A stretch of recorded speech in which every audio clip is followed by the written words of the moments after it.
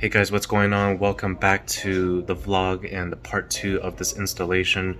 Today and tonight I'm going to be installing the plate that finally came in, which is the correct plate that goes in between the Springer front end and the risers and handlebar of the bike. So I'm going to go ahead and show you guys how it looks like and then how you install it. So this is the correct piece finally. As you can see on this end and on this end as well, there is a concavity for like the bolt to go through.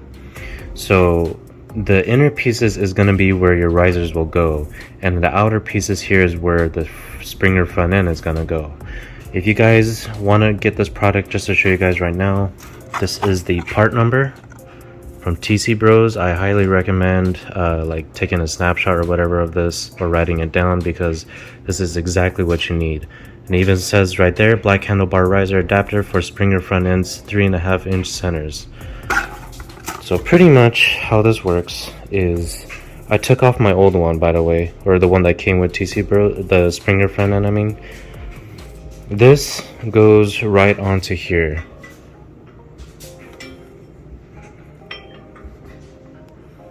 So it's pretty much like that. But, oh actually I have it flipped. But it's gonna go in like that with the correct hardware that they do provide.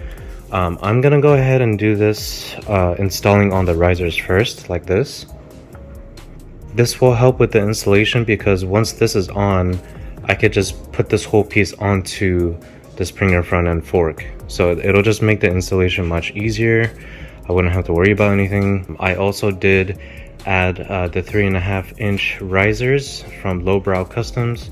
This will just allow me to pretty much have my hand setting up a little bit higher and my back will be straight while I'm riding. So it'll just be easier as far as setting position, but that's what I'm gonna go ahead and do and go from there.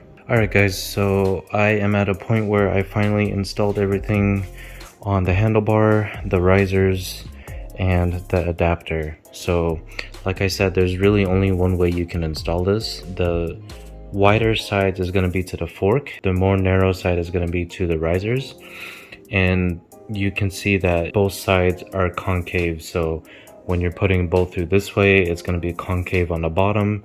If you're putting a bolt through this way, it's going to be concave on the top. So very self-explanatory to install. Only issue now with this whole thing is that when I am steering left and when I'm steering right, and there's a reason why I put a rag here, even though part of this is already damaged on the tank, because part of this is hitting now the tank. So simple solution for that, nothing to worry about. This bike has been lifted before, or sorry, this tank has been lifted before from the previous owner. So you could see from the brackets here, this is what lifts the tank. So easy fix. I'm gonna go ahead and actually re-drill this side of the hole, not this side, because this side goes all the way to the frame, but this side to where I'm gonna obviously measure it, but to where it is probably, I want to say, 1/2 inch lower, and same thing on the other side. Pretty much enough to clear this guy when, you know, for this hump to pretty much go down lower, so when this is turning, it won't hit the tank anymore. So it's already kind of bruised up, and I don't really want to show you guys too much about it because it doesn't really look good. I'm gonna have this repainted anyway, so, and I'm actually gonna have to lift this tank up. There's a whole nother process of taking this tank out, which is actually not too bad, in order to clear this guy. So this is the headlight. Part of it is actually tugging. You can see it's already kind of stretching down. It's an easy fix, but part of the wiring is underneath the tank, and it requires me to remove this tank in order to access that wire to kind of stretch it up a bit to give more slack to this guy when I'm turning. Other than that, it's looking good. I would say the next step now is to wait until the caliper comes in, hopefully tomorrow. Once I get that, then I can remove this line. Well, actually, no, sorry. Keep this line, remove the line that is here, and then attach this line to the new caliper that's going to be here. Obviously, I'm going to have to re-bleed everything. But that is where I'm at with this bike. Alright guys, I finally reached my final destination with this bike, at least for now. But here is the complete Springer front end installation. So this will be a shorter video, part 2 compared to part 1, but just to continue where I left off. So this is completely done as far as like what I explained before, the adapter, the risers and everything. But going to here now with the brake calipers from TC Brothers. So it fits really nicely on there. It really just depends on also the type of spacers you use.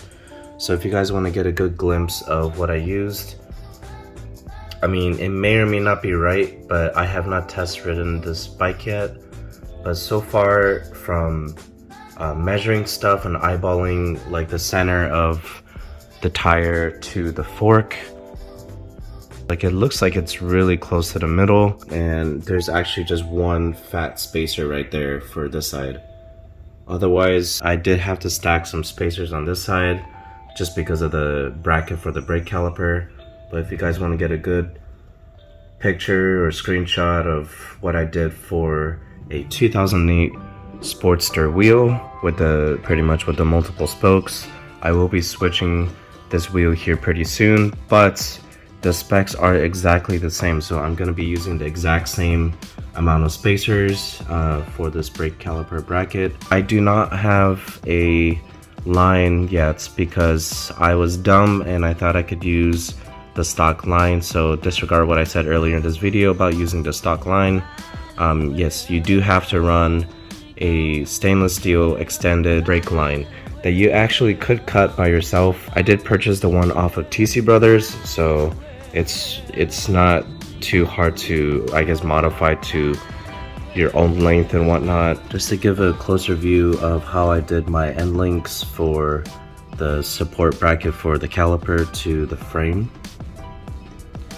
So there is a bit of a bend. That should be fine, just because that's how end links are. They're adjustable that way, so, and it won't get too much in the way of the tire spinning. But as long as you torque everything properly, that'll be fine. These guys, you have to torque to 60 foot-pounds. So one on this side, and then one on that side. And then just to show you guys the rest of the bike. So don't mind this damage. Like I said, I have to repaint this tank anyways, so I don't mind at all. But ran into a small issue again. It is slightly hitting. I thought it wasn't, but when I dropped the bike, I guess part of this fork kind of went up more. So I have a couple ideas in mind to fix that, but don't worry about that. Like I mentioned with this bracket, when you extend it, it definitely does help and resolve the issue. I should probably extend it more, or see if I can change this bolt to like a smaller head that sinks in more so it doesn't like touch the tank. That's whatever. I'm not really too bothered about that. I did have the chance to finally send my extended kickstand to powder coating, so it is powder coated in wrinkle black. Came out really good. This is the Drag Specialties, I believe 1 inch extended over stock, so it's actually touching the ground right now, but it looks great. And I actually did my exhaust shields the same way. So as you guys remember, it was the matte black before. It was kind of faded and stuff just from the previous owner, but I went ahead and took the liberty to powder coat these as well. The Vance & Hines is also powder coated. It's very subtle, but I do like it. It just blends in really well with this. Another thing I need to do when I send this tank to get painted, I have to wire tug really badly. So there's a lot of nasty looking wires underneath here. I have an idea of what to do. I follow this one guy, I believe Blockhead. He used easy tape or something like that. It's not electrical tape, but it's very close. I'm gonna go ahead and use that to pretty much wrap all the looms of wires and make it look cleaner instead of using these like zip ties right here. Yeah, this is just a mess, but because I raised the tank higher instead of like, you know, where it was, which was like right here, it was hiding a lot of the wires, but because now it's lifted higher, I do need to really wire tuck these guys, because yeah, that doesn't really look good at all. But yeah, I mean, those are just the small things. Pretty much ready to go test ride this bike to see how it feels. I'm very excited. but it looks phenomenal. I'm so happy with the results. 6-inch over forks from TC Brothers, Springer front end.